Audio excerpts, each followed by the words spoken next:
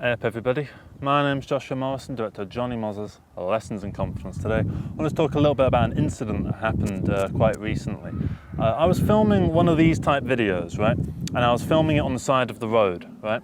I had the camera kind of more by the roadside in front of a lamppost so that if someone tried to like speed off with my camera, they wouldn't really be able to, because if they were driving that way, then it would have whacked them against the lamppost. So that was kind of my little, security measure. Just, I do little security measures like that just to make sure that no one runs off the camera. People look at a lot of these videos and they think that, it'd be so easy to run off the camera. Like, for instance, if I do one where I'm on the other side of a river, people think, oh, it'd be so easy to just run off the camera. But I know for a fact that no one would be able to, because it's an enclosed space there. The only way you'd be able to get there is if you walked past me to get the camera, and then if you wanted to run off the camera, you'd have to walk back past me. So I have decent little tricks to sort of stop that. So touch wood. That's not real enough wood. I want to touch some real wood.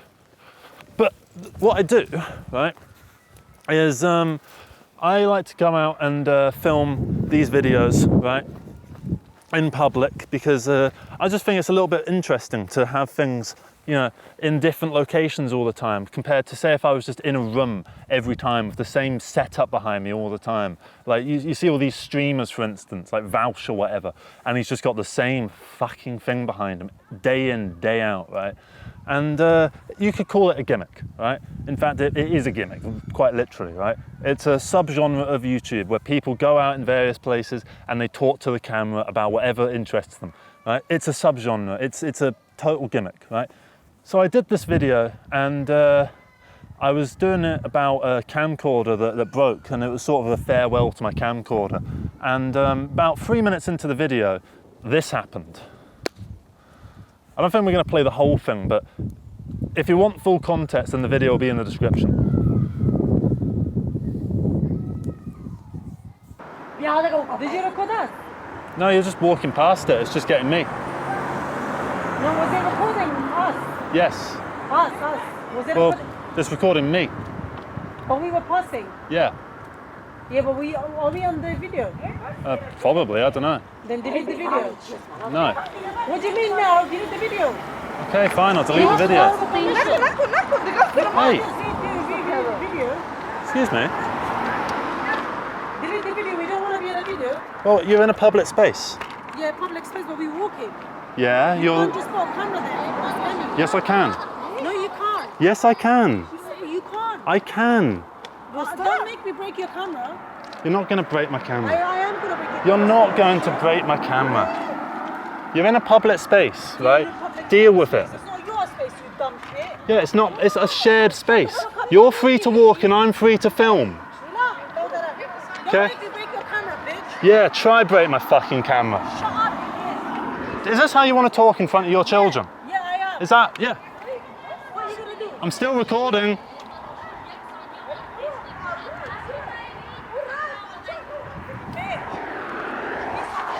Yeah? Fuck off. Let's find a different location. So that happened, right? And it was the last video that I was filming that day. I usually film like 3 or 4 of these videos in one go. I'll go out to various places, I'll go to see a mate, and I'll record it back to them on the way there, right? And this was the last one that I was doing the other day. And it probably wasn't my best one. I'll admit, I was probably a little bit tired. Maybe if I was in a better headspace, or, I was more awake and, smarter in that moment, I maybe wouldn't have done it in that exact location, because it's, you got to walk straight past it or whatever. But you know what? I do plenty of videos in public where people walk past the camera all the time, so it wasn't a big deal. And, people walk past the camera all the time, and people, look, or sometimes people are so kind as to just sort of stop, and I kind of have to wave them on, because I don't mind people walking through the video, right? But that happened, right, where they were quite, abusive, threatening to break my camera, calling me fucking bitch and all this sort of stuff, blah, blah, blah, blah, right? And I had kind of a shite day after that. Not because of that, I kind of got on with my day, but then later on in the day I went to see a concert, and I got it's going to sound worse than it is, but I got sexually assaulted at this concert. So I left early, and I got home and I was editing the videos. And I was trying to level the audio on this one scene of the incident of this video, right? Because I've got a lav mic here, but the people that are talking to me that are being abusive that you want to hear, they're by the camera. So I needed to mix the lav mic audio with the scratch audio from the camera. So I was doing that, and I was spending a lot of time watching and re-watching this incident to mix the audio. And I was getting myself kind of riled up, watching it again and again. I was just like, who the fuck does this woman think she is, right? And I was really angry anyway, and I was in a shite mood. And so I thought, you know what, this would be an interesting thing to just upload on its own. Because I made a post about it. I said, after 300 videos, someone's finally threatened to break my camera. Because believe it or not, it doesn't happen very often. People are incredibly supportive of this sort of thing. They wait for me to wave them on a lot of the time, or if they walk past, they try to not actively look in the camera. There's been like kids in the background that have like been like that, you know, because they want to get their little 15 minutes of fame. And I like all that. It's all fun. It shows that people are nicer than we like to let on. You know, they say if you treat everyone like a stranger, you're going to be miserable. But if you treat everyone like a potential friend, then you will be happier.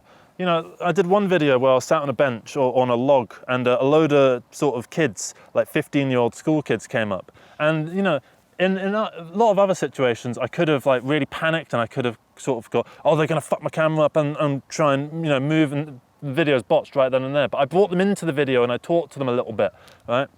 Here's that clip. How you doing? Just doing a 50 steps on how to not overthink. On how to not overthink stuff.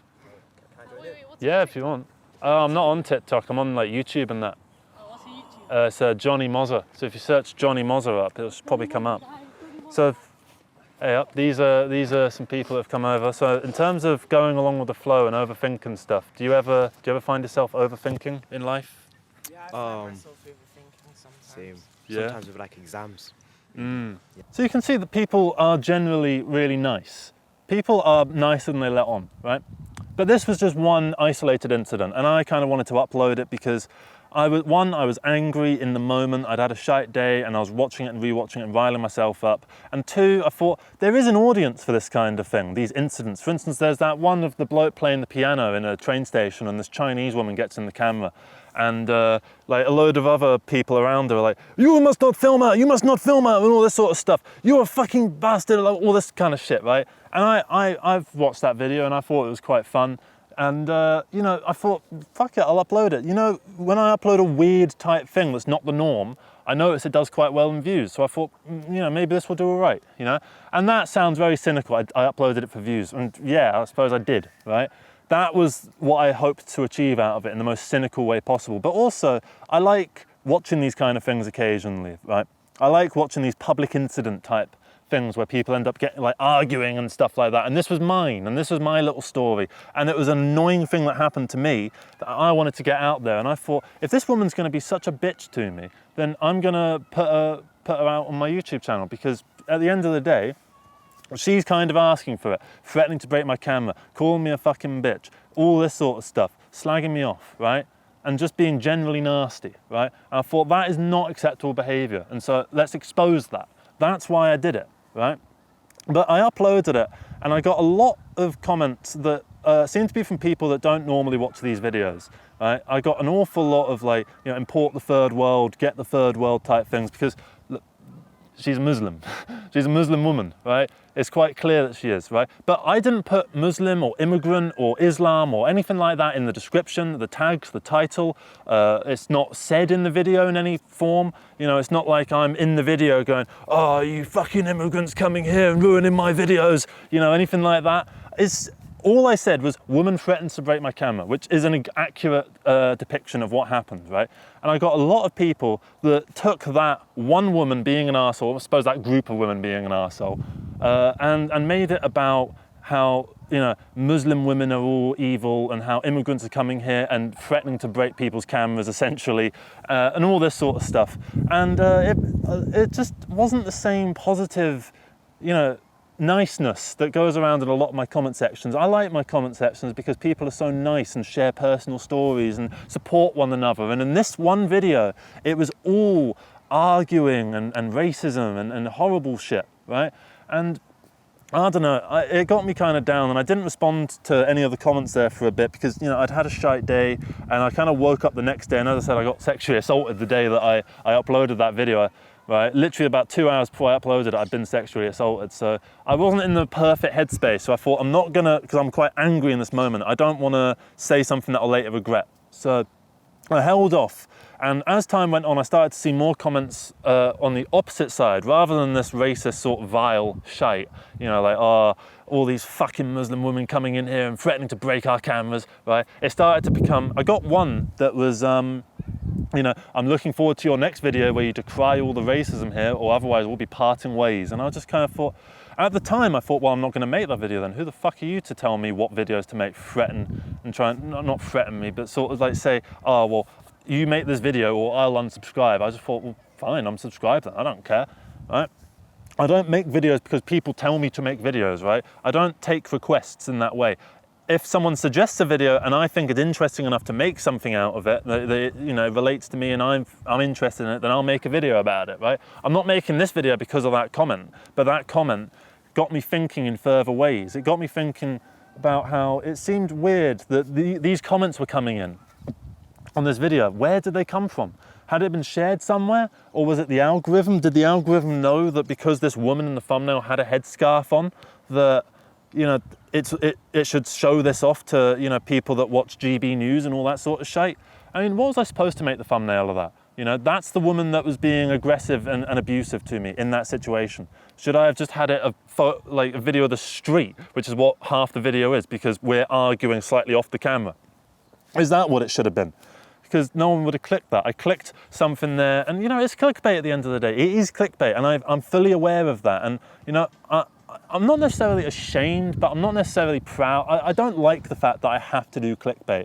And people will say, well, you don't have to do clickbait, but it's like, I just did a review of 28 Years Later, and it's literally just a shot of me sat on a bench, right? I could have put like a clip or a shot, a still from 28 Years Later and gotten loads more views. But because I didn't, I've got barely any views on it, right? And that's how it works at the end of the day. You need to put a little bit of effort into editorializing something to get people to watch it. That's why, you know, that's why all the YouTube homepage is that same fucking bright bullshit, or, you know, manipulation, trying to get you to watch something that you don't really care about, you know?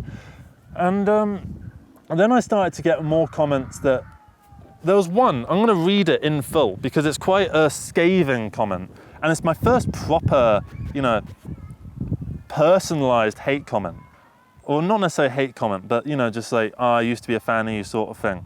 And I want to read it because it's given me mixed thoughts, right? Let me find it. Where is it? Oh, it's a bit further down. Here it is. So here's the comment.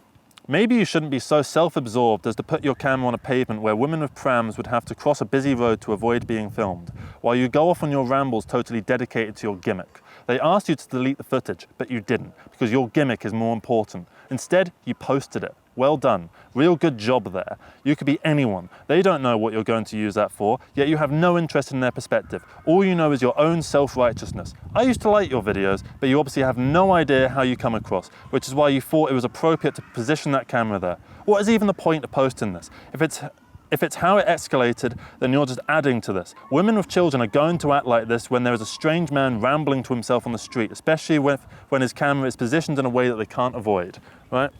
And he did a couple other comments responding to people, basically saying the same thing, that Johnny Mozza just does this gimmick, and you know, we should all sort of boycott his videos because he's an arsehole, right? And whether you think I'm an arsehole or not, right, I don't think I was in the wrong to upload that video or to position the camera where I did. Because one, it's perfectly legal to do what I do, first of all.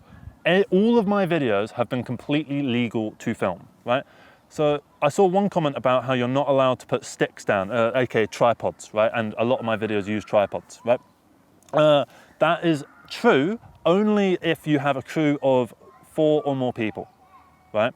So if you have 3 people, right, you're allowed to use tripods, right? If you have 4 people, then you need to get a permit, right? And if you don't have a tripod, then you can have more than 4 people. In fact, there's no real upper limit, which I find a bit strange, which means that like they could film Jason Bourne just completely guerrilla, which I don't think is completely true. I think there would be some kind, I suppose, because then you'd have sticks, you know, for the lights and stuff, because sticks also means like the stands for tripods and stuff like that. So, you know, but you have decently sized crews if you don't have a tripod, right? And it kind of got me thinking about how I make my videos and where I choose to shoot and that kind of thing, because I do videos in parks, in forests, in the countryside. I also do them along paths that, you know, are interesting. I mean, there's another bench right here, right? Say if someone chose to sit on that bench there, right? Say if someone chose to come over and sit here, right? And I'm sat there talking, and I can't do anything about it, right? Legally, I can't tell them to go away because there's a public space. But they probably won't, because they don't want the hassle. So you could say that I'm dominating this little area here, and someone who might want to sit down can't sit down there because I'm here doing this little video, right?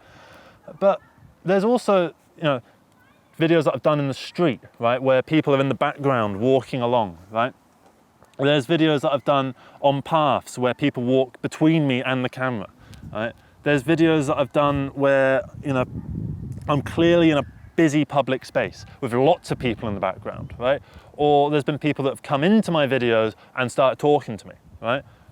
Like in lots of videos, someone will ask me what I'm filming and I'll tell them what's going on, all that kind of stuff. And sometimes you can see that I've got various levels of confidence with it. Sometimes I kind of hide what I'm doing, and sometimes I'm really proud of what I'm doing and I go, oh yeah, I'm doing this Johnny Mozza stuff and I'm doing these videos trying to inspire people, blah, blah, blah, blah, blah, right?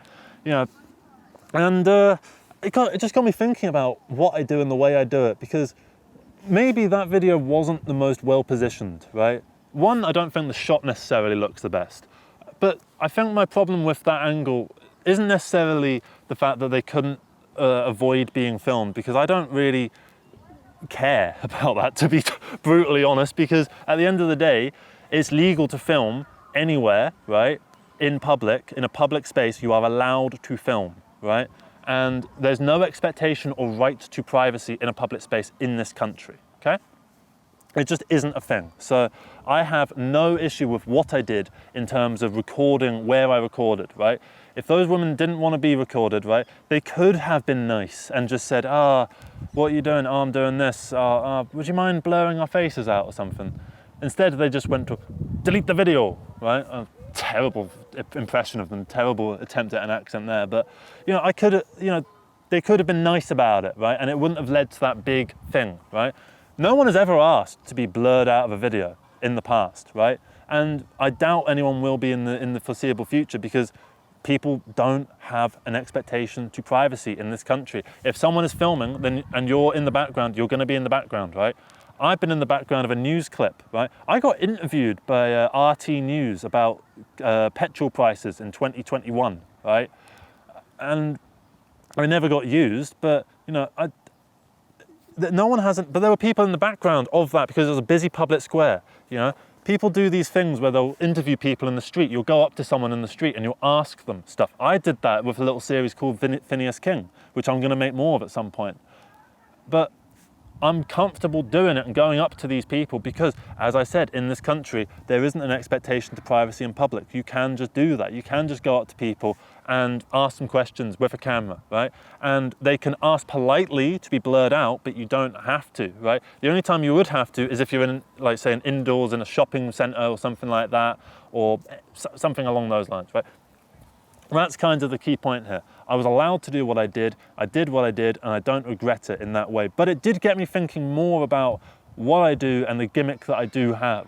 And that maybe I could do more to, you know, be more, I don't know, out of the way, less intrusive in people's lives. Because I, you know, sometimes I have done videos where, you know, I'm sat on a bench, right? And there's maybe a bench that someone wants to sit down on, but they can't sit down on it. But like, I don't know if they want to sit down on it or not, right? I don't know. It just got me thinking a lot of different ways. It got me sort of self-doubting myself. And, you know, maybe there is an issue with this sort of thing, but I don't think the issue is that I chose to shoot in that location, right? I think the issue is that this woman threatens to break my camera, right? I just don't think that that's acceptable. And I also don't think it's acceptable for these racist comments to be in my video, right? I'm not someone that goes deleting comments, right? So I haven't deleted any of them. I'm not someone that would, maybe people could sort of say we should have deleted these comments that are so vile and vitriolic and hateful and all that sort of stuff, but I'm not sort of about that. I'm sort of, not a free speech absolutist, but I think that if you want to say what you want to say, then you should be able to say it, right? And then it's up to other people to, decry what you say and to say that you're wrong, right? It's all about public discourse in that way, right? I think that if you want to say some horrible, vitriolic, nasty shit, putting people down, then you should be called out for it. I don't think that you should be silenced in that way, right? So that's why I didn't delete any of the comments, right? And I don't know, I just found it weird, and it got me thinking quite a lot, because, I don't know, it was the first time that I didn't enjoy looking at comments, right? I love looking at the comments that people leave these videos because it's so inspiring, so hopeful and so positive in so many different ways, even if it's about miserable topics like fucking depression or whatever, mental health stuff. And I see people's stories about how they're really sad and how they're going through this and that and the other, right? To me, it's wonderful that people have that sort of safe space to talk to one another. And it felt like that video wasn't that. It wasn't that comfort place for people. And it maybe reduced people's confidence in my lessons in confidence. And I feel bad about that, right? But I mean, I don't regret uploading the video because, and the full video is also going to come out, or maybe it's already out, right? Which that video about the camcorder that I talked about, that's going to come out as well, or it's already out, right? Which has that incident in it. I'm not going to cut the incident out, right? Because at the end of the day, I shouldn't have to, and I don't have to, so I didn't, right? That's kind of the be all and end all of it, really. And I'd like to know what your thoughts on the whole thing were, because especially if you're a regular to this channel and you comment on all the nice videos and you saw this and maybe and you just thought, oh, what's going on here? This is nasty, this isn't nice. What's going on? I'd like to know your thoughts, because my thoughts are mixed and confused. And yeah, it was a negative situation all around. And maybe if I hadn't been in such a negative headspace when I uploaded it, well, I wouldn't have uploaded it because I wouldn't have been in that negative headspace. I wouldn't have gotten myself so riled up to have uploaded it separately, But I would have uploaded the full thing anyway. I don't know. I really don't know. But it got me thinking as well that I got an email from someone who doesn't want to be named about how, this could get picked up by right-wing journals, like the Daily Mail or GB News or whatever. And it got me thinking, what if I get asked to go on fucking GB News or something, do an interview where I go oh yeah, and you know what they'll be doing? They'll be asking me about how, immigration, multiculturalism is failing and all this sort of shit. And, I'll probably say something about how this nasty woman threatens to break my camera. And they'll go, where was she from? And I'll go, I don't know. She kind of looked like she was from Saudi Arabia, I'm not sure. Maybe, nah, not Saudi Arabia, maybe more Algeria or something. I think she was more like Algerian. Oh, she's Algerian, right? And then she threatened to break my camera. And then it's like that Simpsons thing, with the TV thing on that episode where he takes a gummy off the woman's ass, and it's just like, she's Algerian, she threatened to break my camera. She's Algerian, she threatened to break my camera. She's a Muslim, she threatened to break my camera. She's Algerian, right? And that's what they would do. They would take everything out of context and they would make me look like a racist. So I wouldn't do one of those interviews. But if they offered me money to put the video out there, I kind of have to take the money, because the alternative isn't that they don't put the video up. The alternative is they put the video up and I don't get paid, right? That's the only alternative there. But then I'd be interested in knowing the behind the scenes here. Is there an NDA that gets done? I wouldn't sign an NDA because I want to talk about it openly and honestly. I don't want to sign any NDAs, I'd like to know what's going on, because then I could make a video about that in itself and how the inside of the fucking GB News, whatever. I'd like to know about that. It'd be interesting to me, because I think that these GB News, Daily Mail, whatever, these right-wing tabloids and 24-hour news things are just so fucking evil that I'd like to know how they work on a more personal level. I'd like to know that. So, I don't know. It just got me thinking an awful lot. It really confused me, the whole thing. And I was just like, how is this even something that I'm concerning myself with? I'm just some fucking bloke from London, right? But I suppose London is the home of fucking film industry in this country. I suppose being some bloke from London doesn't mean much. I don't know. It just got me thinking a lot. And I just thought I shouldn't have to be thinking about, whether I have to sign an NDA or talking to tabloids or journalists or whatever. It's like, what's happened to my life? What happened to the relatability of these videos? I can't be relatable if I'm talking about this shit. You know, and I'm still the same person that I was when I started this YouTube channel, when I was more genuinely just a random nobody. Now I'm not some random nobody. Now I'm like a quasi-nobody that a few people have heard of, right? But it still means that these videos are harder to relate to. And, you know, talking about this sort of shit isn't relatable in any sort of way, because how many of you have been in a situation like this, where you were even having to genuinely concern yourself over whether you would talk to journalists about this incident, right? It got me thinking, right? I don't know. It is a weird situation all around. And it all came down to the fact that one woman was an arsehole. But one woman being an arsehole doesn't reflect, you know, all Muslim women just because she's got a headscarf on. It doesn't reflect all Algerians or Syrians or wherever the fuck she's from, right? It doesn't reflect the entire race or the entire people, right? The same way that if it had been a white woman that was berating me, it wouldn't reflect all white people either, right? Because there's arsehole English people, there's also Syrians, there's also Indians, there's also Americans, there's also everybody, right?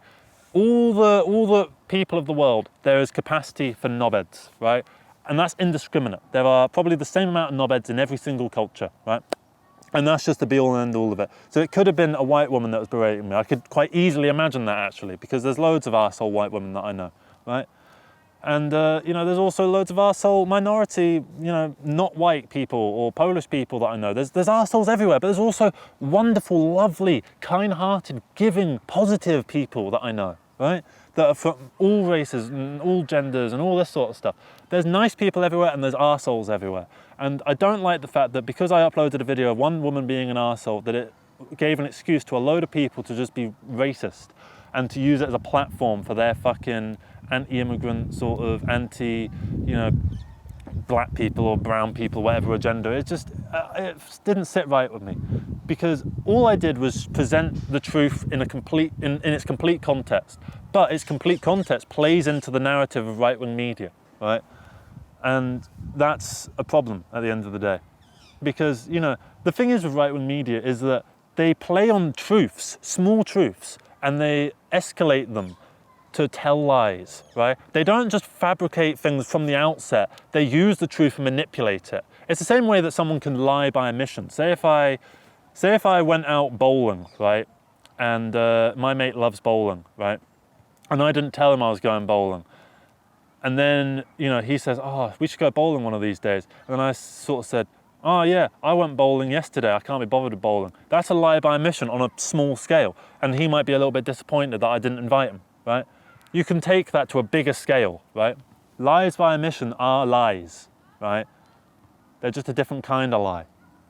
So yeah, that's going to be it from me. That's my first, it's not an apology video because I'm not sorry, but you know, it's my first sort of addressing the allegations type video, you know? So yeah, hope you managed to get something out of it. I hope it was interesting in some way. And I hope this can put the whole thing to rest. Because it's a negative situation, and I don't want this channel to be about negativity. I want it to be about positivity. I want it to be about opening up and giving people a space and a platform to open up themselves. I love the fact that the comments where people can feel comfortable doing that sort of thing. And I want to keep that up, you know. I want it to be a bastion of that kind of thing. And I want people to feel comfortable. And I feel like I created a negative space for that video. And for that, I can't say I'm sorry, because that wasn't my intention. You know, so I'm not sorry, I suppose, but it's, I don't know, just a negative situation all around, really. Yeah, it was a shite day as well. I mean, as I said, you know, went for a load of shit later in that day. I don't know. And at the end of the day, the camcorder video isn't one of my best anyway. It's probably in the lower 30% of my videos, right? It's on the worst side of them. So all of this over a video that's not even, you know, going to be in my top 100 of my videos. So pain in the arse, man. You know, this video is probably not any good either.